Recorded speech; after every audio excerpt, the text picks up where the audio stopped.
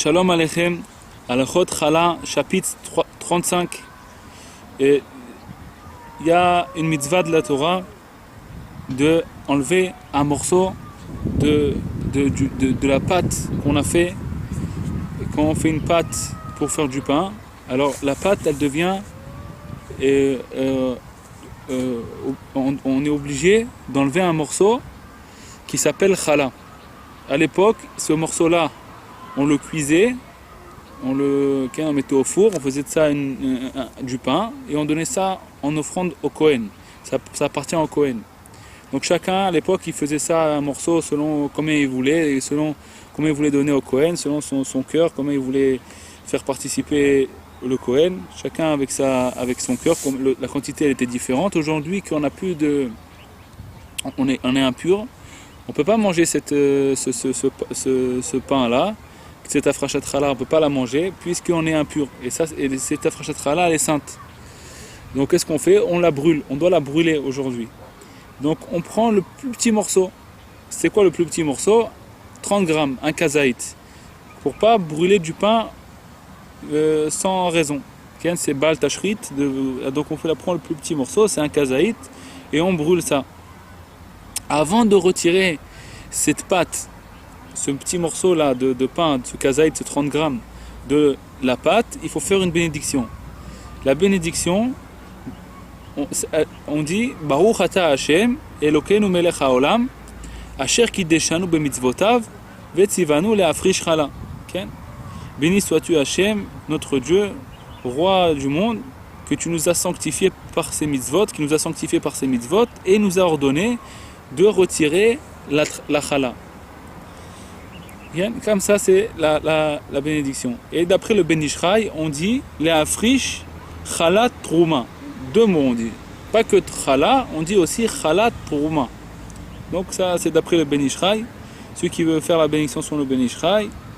Alors il faut rajouter Chala Trouma. Pas que Leafrish, Vetzivanu Leafrish Chala, Vetzivanu Leafrish Chala Trouma.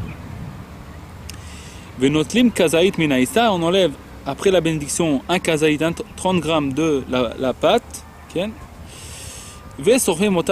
on la brûle dans le feu. Et c'est quoi le minag? Le minag, c'est de la brûler dans le four où on fait le pain. Donc on la met dans un morceau d'aluminium pour la différencier des autres et on la brûle dans le four. On la brûle dans le four où on fait le pain. Kama shiur haïsa shitrayev bechala. Combien est la taille de la pâte qui va être obligée d'accomplir la mitzvah de la chala? C'est pas que n'importe quelle pâte qui va être obligée. Si on fait une petite pâte de 100 grammes, on veut faire un petit truc de 100 grammes, on n'est pas obligé de faire cette mitzvah. Cette mitzvah, elle a un minimum de farine qu'on doit mettre dans la pâte pour faire la mitzvah de la frachat chala. Combien c'est le minimum de farine? Alors, il y a deux déotes. Un qui dit c'est 1 kg 666, je crois. 64. 1 kg 664. Et il y en a un autre qui dit 1 kg 376. Donc, depuis 1 kg 376, on doit faire de farine, on parle de farine. 1 kg 376 de farine, on fait afrachat chala sans de bénédiction. On fait la mitzvah, on brûle, mais on ne fait pas de bénédiction. On prononce pas le nom de Dieu. Parce qu'on ne sait pas si c'est mamash. Mais le deuxième shiur, c'est 1 kg 664 de farine, on doit faire la bénédiction. Kama shiur haïsa shitrev bechala, donc on a dit c'est 1 kg 664 où on fait la bénédiction, et depuis 1 kg 376, ça on fait pas la bénédiction, on fait la mitzvah sans la bénédiction. Ça représente 43 betzim, 43 œufs de l'époque. Top. Amatzot sheofim le Pesach. אף על פי שבכל עיסה בפני עצמה לא היה שיעור חלה, מכל מקום כיוון שמניחים אותן Et tor kli echad, akli mitzarfan vechayavim bechala. Donc quand on fait les matzot à Pessah, celui qui fait les matzot, on fait des toutes petites pâtes pour pas que ça, si on fait des trop grosses pâtes, ça va vite devenir chametz, puisqu'on doit s'occuper de ça longtemps, on doit s'occuper de ça longtemps jusqu'à qu'on va réussir à le mettre au four et tout ça. Donc ça devient vite chametz. Donc qu'est-ce qu'on fait? On fait des toutes petites pâtes. Et chaque pâte en elle-même, elle n'est pas au niveau de 1,374 kg. Elle n'arrive pas à ce niveau-là. On fait des petites pâtes de, je sais pas, 500 800 grammes de pain, de farine à chaque fois. Ou 1 kg de farine. Et alors, normalement, on n'aurait pas dû être obligé de faire la frachat challah. Mais comme après, quand on a fini de faire toutes les matzot ils se retrouvent dans un carton ou dans une bassine, comme ça ensemble. Alors, cette bassine-là, elle attache toutes les matzot qu'il y a dedans et ça devient chayav de frachat challah. C'est-à-dire ça devient obligé de faire la mitzvah de la frachat challah, puisque la bassine où on a mis tous les pains dedans, le panier ou alors le carton où on a mis tous les pains, toutes les matzot dedans, il les a rassemblés et alors maintenant il y a plus que 1,664 kg de farine. Donc on doit faire la frachat challah. Maintenant, comment il doit être dedans? Il faut que ça soit toutes les matzot à l'intérieur de ce carton ou alors de ce panier. Même que ça sort du panier, mais ici il faut qu'au moins qu'il y a une partie des matzot qui soit à l'intérieur. C'est-à-dire que toutes les matzot, il doit être au moins une partie à l'intérieur. Mais s'il y a des matzot qui sont complètement à l'extérieur, ils comptent pas, ils sont pas considérés comme à l'intérieur du carton. Si par exemple le carton il est un peu petit, il y a des grosses matzot que si on ne peut pas les faire rentrer dedans parce que ça va se casser si on les fait rentrer dedans, alors ils sont à l'extérieur, ils comptent pas, ils sont pas attachés avec ceux qui sont à l'intérieur. Okay. Afilo kissa otam bemapa l'homme, et même s'il les a après recouverts avec une mappa, avec une nappe, ça aide pas pour les attacher. Avalim maniach amatzot besadin ou mechase otan gamken imam sadin נחשב הסדין כמו כלי ומצטרפם אף שבאמצע מגולין.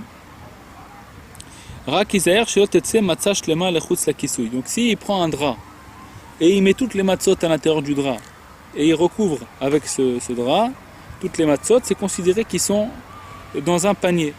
Donc il devra faire la frachat challah. Et comme ça, il sera obligé de faire la frachat challah. Il prend un morceau et il fait la bénédiction dessus. Maintenant, on va dire quelque chose qui est marqué là.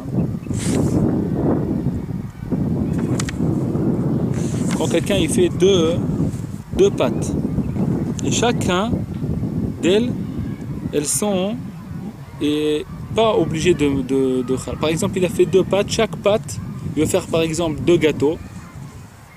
Okay? Ou alors il a fait deux pattes, et chaque patte elle-même, elle est pas, elle fait 1 kilo par exemple. Okay. Alors si les deux pattes ils se touchent, okay, ils se touchent et jusqu'à qu'ils se sont collés l'une de l'autre, jusqu'à que si on veut les enlever, alors une elle va enlever un peu de patte de l'autre, ça va pas s'enlever identiquement où ça s'est collé, ça va comment on dit ça, se déchirer, ça va se déchirer et une patte elle va rentrer dans l'autre. Okay, les deux ils sont mélangés. Alors ces deux pattes là, elles s'associent pour être chayav de challah. Et si les amis les deux dans un ustensile, dans un récipient, et même qu'ils se touchent pas les deux, ils sont à l'intérieur, ils se touchent pas. Et bien les deux, ils sont mitztarfim, ils s'associent ensemble pour être chayav de challah. Donc s'ils sont les deux dans un récipient, ils sont obligés de challah. Et s'ils ne sont pas dans le même récipient, s'ils se touchent jusqu'au point où quand on va les voir les séparer, on devra les déchirer. Et un il va prendre de l'autre, aussi ils sont chayav de challah, ça veut dire que ces deux pattes qu'on a fait, ils sont ils sont rassemblés et maintenant on va être chayav de chala pour les deux. Mais ça, c'est pas marqué ici, mais j'ai entendu comme ça, que ça parle que quand les deux pâtes ils sont identiques. Mais si c'est deux pâtes complètement différentes, qu'on veut pas on veut pas les rassembler, alors j'ai entendu que ça s'attache pas un et l'autre. Donc on les mettra pas dans le même, on fera pas exprès de les mettre dans le même récipient pour pas rentrer dans des doutes. Donc puisque c'est deux pâtes complètement différentes, par exemple c'est une sorte de pâte pour faire des choses dures et l'autre c'est une pâte pour faire des choses molles. C'est deux sortes de pâtes pour faire deux sortes de gâteaux différents complètement. Il ne faut pas les rassembler dans le même récipient pour pas rentrer dans des doutes si on doit faire la bracha ou on ne doit pas faire la bracha. Top. Maintenant, Seor, לאחר פסח, Seor שלובים מן העיסה כדי לחמש בו עיסה אחרת. טוב. העושה עיסה כדי לבשלה או לתגנה. Quelqu'un qui fait une pâte pour la cuire, la bouillir dans l'eau, ou alors la frire dans l'huile, avec une poêle. Alors on doit pas faire la bénédiction. On fait la frachat chala sans bénédiction. La frachat chala avec bénédiction, c'est que si on la fait cuire au four. Maintenant, si il a fait pour les deux, ça veut dire une partie de la pâte, il veut la frire ou la cuire dans l'eau, et une partie il veut la mettre au four, la cuire au four, alors il fait la bénédiction sur tout. Il fait la bénédiction sur tout. S'il a fait maintenant une pâte sans eau, que avec du jus de fruits, sans eau du tout, il y a plusieurs doutes sur cette pâte. Donc qu'est-ce qu'il faut faire? Il faut mettre un peu d'eau dans la pâte. Ou alors, s'il va mettre d'eau, il peut mettre du lait. Ou alors, il peut mettre à la place de l'eau du miel. Ou alors du vin. Ou alors de l'huile d'olive. S'il a mis un de ces 5 choses-là dans la pâte, alors il peut faire la bénédiction de la frachat chala. Mais s'il manque un de ces 5 choses-là, il y a plusieurs doutes, on ne fait pas de la frachat chala. On fait la frachat chala, mais sans bénédiction. Alors c'est pour ça qu'il vaut mieux mettre même un petit peu de ces 5 choses-là dedans. Comme ça, on peut faire la mitzvah sans aucun problème. Mitzvah de frachat chala, shayechet la isha balat habayit. La frachat chala, elle appartient à la femme qui est balat habayit, qui est la femme de la maison. Maintenant, si la femme elle n'est pas à la maison et la pâte qu'elle a fait, elle va pourrir, ça va pourrir. Alors n'importe qui se trouve à la maison, qui voit ça, il peut faire la frachat chala sans même lui demander sa permission, parce que certainement que la femme elle est d'accord, elle ne veut pas que sa pâte pourrisse, donc c'est certainement qu'elle est d'accord. N'importe quelle personne qui se trouve à la maison, il peut faire à sa place. Shachach la afrish chala berev Shabbat. Si maintenant il a oublié de faire la frachat chala, de faire la mitzvah de retirer la chala la veille de Shabbat, et il se trouve à Shabbat, il se rappelle qu'il a oublié de faire la frachat chala. Si cette personne habite en dehors d'Eretz Israël, alors on peut manger le pain. Mais il faut laisser pour samedi soir un morceau de pain de plus que 30 grammes.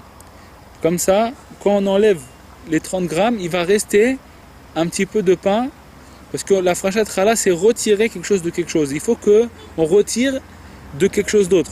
Donc si on laisse juste 30 grammes, on ne peut pas retirer la frachat de quelque chose d'autre. Donc il faut laisser plus, n'importe quelle quantité plus que 30 grammes, 40, 50 grammes.